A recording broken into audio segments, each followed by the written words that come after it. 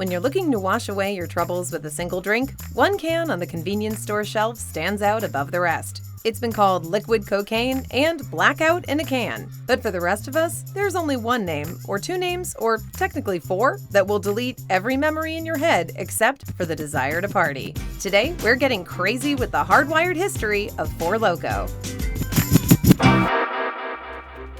Before we get started, be sure to subscribe to the Weird History Food channel and let us know in the comments below what other notorious beverages you would like to hear about. Okay, time to live La Vida Loco.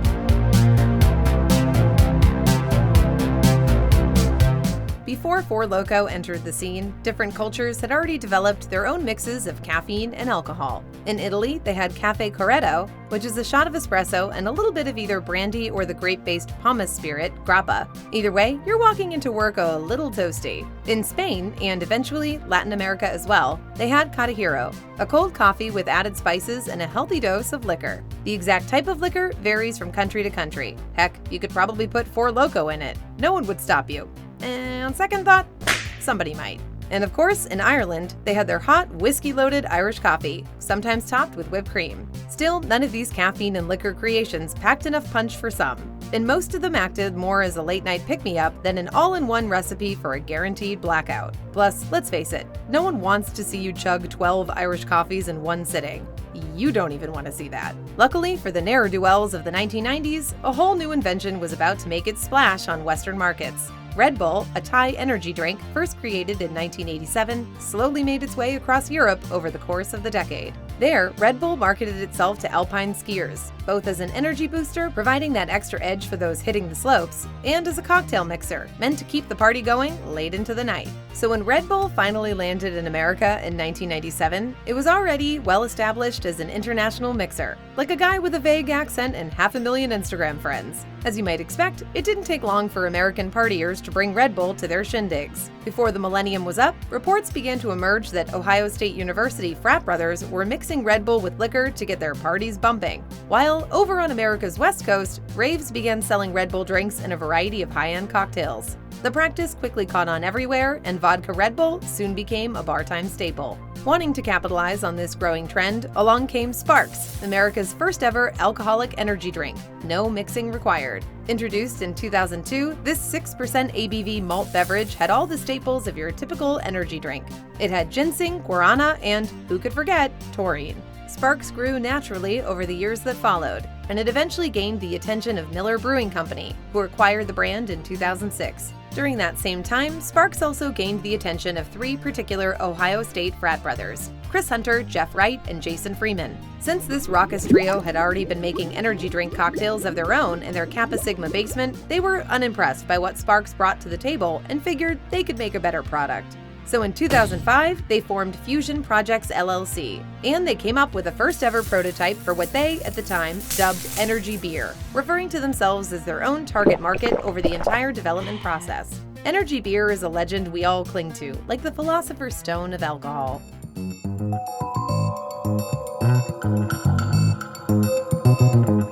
The initial Fusion Projects beverage contained four primary ingredients: guarana, taurine, caffeine, and, most distinctly, wormwood. Wormwood is an old world plant that's been naturalized in much of North America. In ancient times, it was used to treat jaundice, to help sore throats, and, most commonly, to help with all ailments concerning the female reproductive system. Because of this gynecological connection, botanists usually came to incorporate Artemis, who was the Greek goddess of childbirth, into the plant's binomial name. Wormwood thereby became scientifically known as Artemisia absinthium, the latter part of which gave the popular 1800s drink absinthe its name. Likewise, while myths surrounding absinthe's hallucinogenic effects are unfounded, they all tend to blame its unique ingredient, wormwood, for making people go, well, loco. Thus, by putting wormwood in their new product, the frat brothers were drawing a direct connection between their beverage and one of the most notorious spirits of the last century. It's a thing three frat brothers would do. At first, they simply called this beverage Four, named after its four primary ingredients. Like the Sparks that inspired it, Four had an ABV of 6%.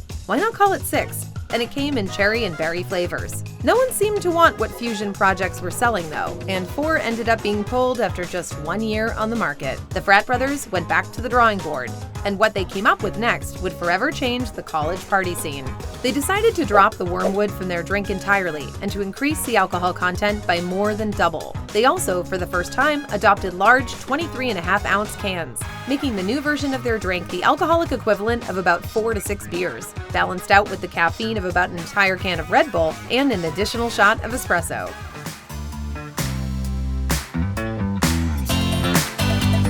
Fusion Projects called their new product FourLoko, and they sent it to store shelves in 2008. At first, this fondly nicknamed blackout in a can cost just $2.50, and it was available in 46 states. This time around, Fusion Projects found near-instant success among college kids, and a newspaper from Indiana's Ball State University lovingly bestowed upon it the tagline, "Hyper, Horny, and Happy," eloquently articulating the many phases one went through while drinking FourLoko. They left out tired and confused, which are the phases that typically occur the morning after. But even in its first season on the market, storm clouds were already forming over top FourLoko's 23.5-ounce head. 15 different kids from 2 different colleges were reportedly hospitalized from consuming too much FourLoko, and the great eye of the Food and Drug Administration immediately swiveled its attention to Fusion Projects. The FDA was already well aware of the dangers of mixing caffeine and alcohol. Because alcohol is a depressant and caffeine is a stimulant, caffeine is capable of making people feel less drunk than they actually are. So they'll often drink more than they otherwise would, increasing the damage done by the alcohol. Because of this, the FDA requested that Fusion Projects provide evidence demonstrating their product was safe for consumption. This seemingly simple request proved to be a near impossible task that Loko never quite managed to pull off.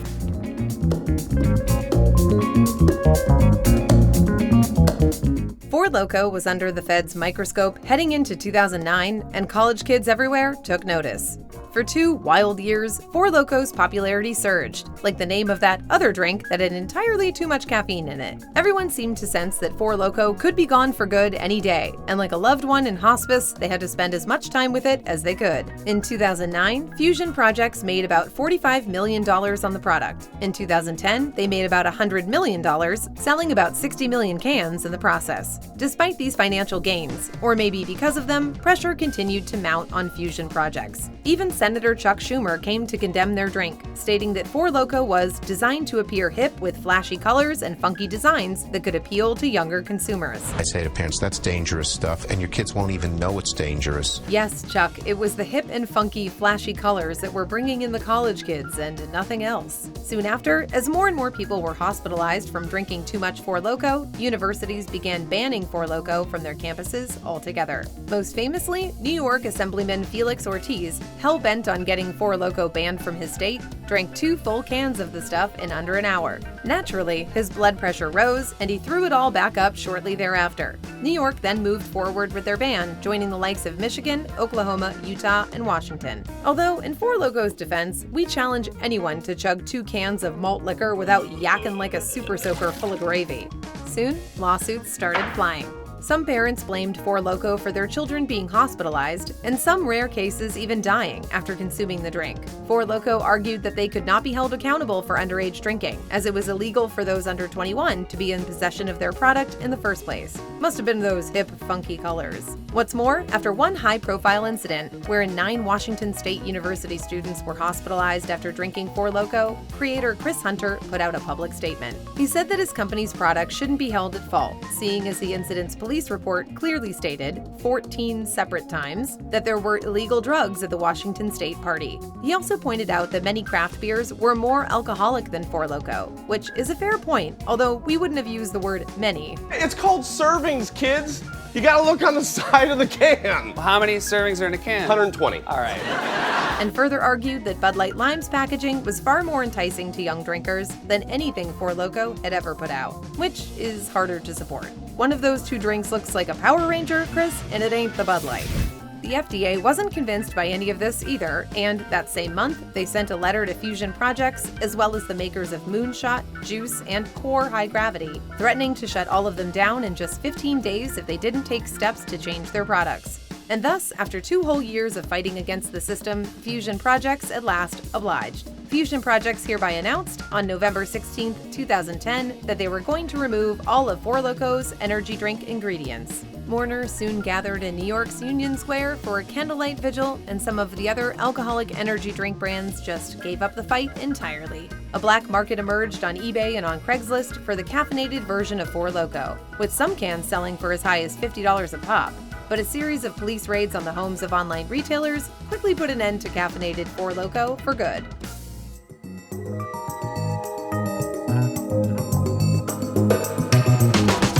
In January of 2011, FourLoko reemerged like McMurphy at the end of One Flew Over the Cuckoo's Nest, a shell of its former self. This new FourLoko no longer contained any of the 4 ingredients the product was named after, and the guarana, taurine, and caffeine were all tossed into the dustbin of history. Even so, much to the dismay of the FTC, Fusion Projects held on to their product's Loko. They kept the 12% ABV, the one quality FourLoko still has left to separate it from the pack. The FTC naturally put out a statement. They clarified that, even without the added caffeine, FourLoko still was not necessarily safe, stating, "Consuming a single can of FourLoko on a single occasion constitutes binge drinking," which means Assemblyman Ortiz was on a serious bender when he drank 2 in a row. Shortly thereafter, Jonathan Howland, a researcher at Boston University, argued that the ban on alcoholic energy drinks seemed largely ineffective because, in their absence, college students simply resumed their old practice of combining non-alcoholic energy drinks with liquor. The fight was over, though, and there was no going back for FourLoko. The product trucked on into the 2010s, and they managed to grow their business into 35 different countries. And that's without caffeine. Imagine how big the expansion would have been if they'd had all that extra energy. The brand today has over a dozen different flavors, including watermelon, blue raz, fruit punch, electric lemonade, sour apple, and the ever-luxurious gold, which, despite its name, does not taste like coins or a watch. FourLoko is also sold in a variety of potencies, depending on local regulations. They've come up with several different product lines, which include their specially crafted Bartender series, their larger-than-life Bold series, and their lineup of hard seltzers. Their 70-proof FourLoko shots, which feature flavors such as Dragon's Breath and Green Tornado, and their always adored FourLoko pregame, which offers up the same FourLoko experience you know and love, but in a mini 6.8-ounce bottle. Perfect for nights when you want to pour one out for the original Loko, before the man took it from us. So what do you think? Did you try a can of the original FourLoko? Let us know in the comments below, and while you're at it, check out some of these other videos from Our Weird History Food.